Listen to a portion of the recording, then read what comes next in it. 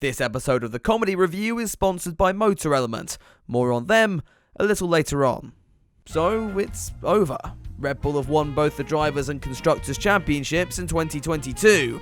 It seems all we're waiting for now is for Mattia Binotto to kill himself. Hey there guys, I'm Will. Welcome to FP1 and the Comedy Review, the series which, like Ferrari, stopped really trying at the midpoint of the season. Round 20 of the championship would bring us to Mexico, a track we all seem to look forward to, only to be disappointed again, and actually Vettel losing his in 2016 was pretty funny, so you can have that one, I guess. Let me first get the obvious point out of the way. Yes, this video is late. I spent the Mexico race weekend performing actual comedy over in London, which is all over my Instagram, so go check that out. Let's just save the plugs till later, and get into the comedy review for the Mexico City Grand Prix. We are a fucking bunch of wankos.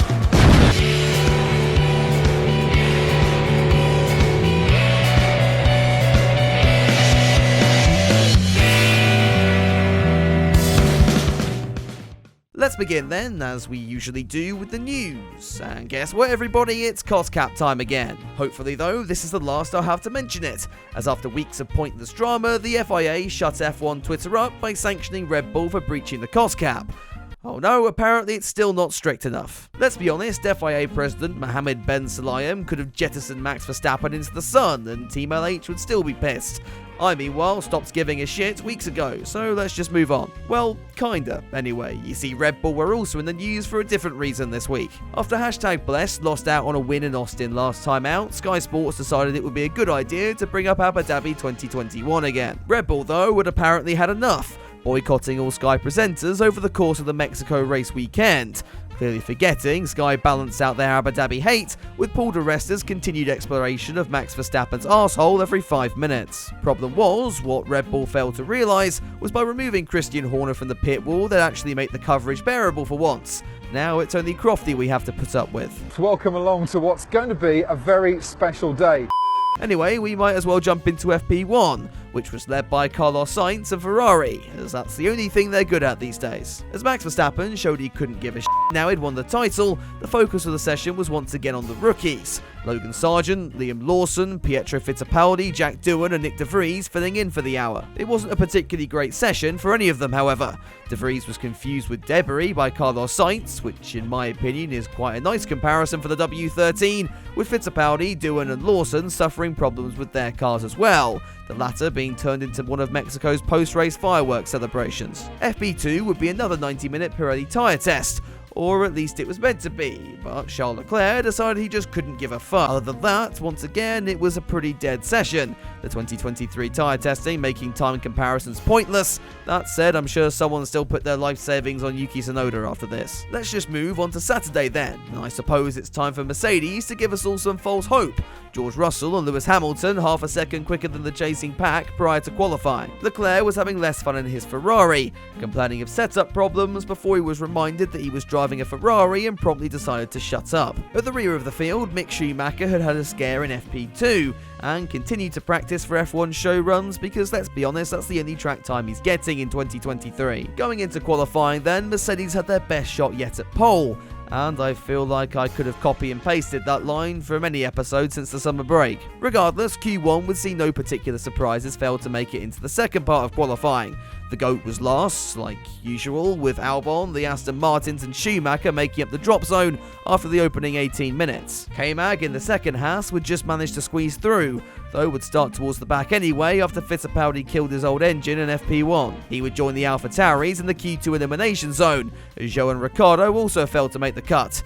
Worst part is, this is probably considered good for Danny Rick these days. Up at the front though, it was getting ridiculously tight. The Mercedes, Red Bulls and Sainz all within 0.06 of a second as we geared up for the final 12 minutes of action. Would it be this close in Q3, you ask?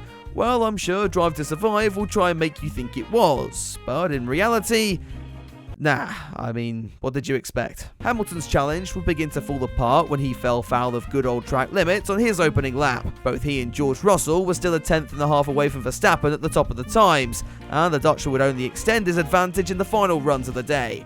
The Mercs having to settle for P2 and 3 for the race on Sunday. What was perhaps more amusing was the car crash of a qualifying session Ferrari were finding themselves in.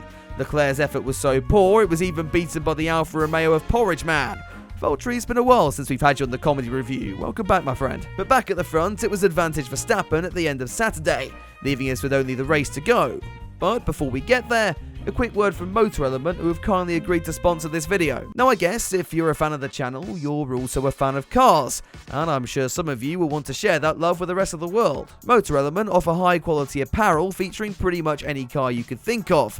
And I say this because if you can't find one of your favourites over on their website, then you can have your own custom design made just for you. Simply upload the photo of the car or vehicle you want, customize it however you like, then Motor Element's talented staff will get to work making your very own design. Once it's finished, they'll send you a render for approval, and then it'll be shipped straight to your door. I'm using this model because, let's be honest, he's way more attractive than me. And no matter whether it's a t-shirt, hoodie, or wall art you're after, Motor Element will have you covered. And using the code FP1WILL at checkout will get you a massive 20% off your order. And I won't lie, it also helps support me and make more videos for you in the future. So go check out Motor Element with the link down in the description below. Now, it's over to the race. Off the line, Verstappen would get a better start of the top three, meaning despite the light year-long straight down into turn 1, the Mercedes was still unable to challenge the Red Bull out front. It was here that George Russell decided it was time to resume his most recent pastime of being losing out to Hamilton through turns 2 and 3 before letting Perez pass, fearing what the Mexican fans might do to him otherwise. Enjoy watching the top 4 as that's probably the last you'll see from them for a while. The real action was all happening further back, Daniel Ricciardo making an overtake for the first time in 2022. Pierre Gasly, meanwhile, was busy preparing for his switch to Alpine for next year, already getting into the habit of bullying the Aston Martins. The stewards, though, weren't happy about this, penalising the Frenchman and bringing him even closer to that one race ban. Now, look, I like Pierre, but let's be honest, it would be f***ing funny if he got one, wouldn't it? We now jump to lap 41, which shows just how great this race was, doesn't it? That said, Esteban Ocon would pull a superb move on Valtteri Bottas here, who after qualifying decided it was time to return to being crap again. Daniel Ricciardo, meanwhile, was getting ambitious trying to make 2 overtakes in one race. The Aussie has been trying to leave his mark on the sport since it was revealed he won't be racing next year, and did so in the form of a dent in the side of Yuki Tsunoda's AlphaTauri. This got the Honey Badger a fairly harsh 10-second penalty in my opinion, but I'm sure you'll tell me to shut the f*** up in the comments if I try and defend him anymore. Let's instead return to the front of the field, where in the last 50 or so laps, not much has really changed. Well, besides Alonso blowing up, but what's new there? Lewis Hamilton had looked on pace with Max Verstappen in the opening stint, though a switch onto the hards went about as well as anything else Mercedes related in 2022. Verstappen, meanwhile, had dealt with the white wall tyre at the start of the race, and was now cruising to an easy 14th win of the season. Going back to the interesting part of the grids, Danny Ric was still pumping the laps in. McLaren had finally given him a competent strategy, and the Aussie was using it to full effect, battling all the way up to P7 by the flag, and pulling out enough of a gap to Ocon to piss off Yuki Tsunoda even more. And I'll come clean here, I wasn't actually able to watch this race, hence the slightly shorter comedy review this time around. The last race I missed, though, was Monza 2021. Conclusion, I am the source of Daniel Ricciardo's bad luck, and I'm very, very sorry. Please still subscribe though. Looking back at this race then, despite the final few laps, it wasn't one for the history books.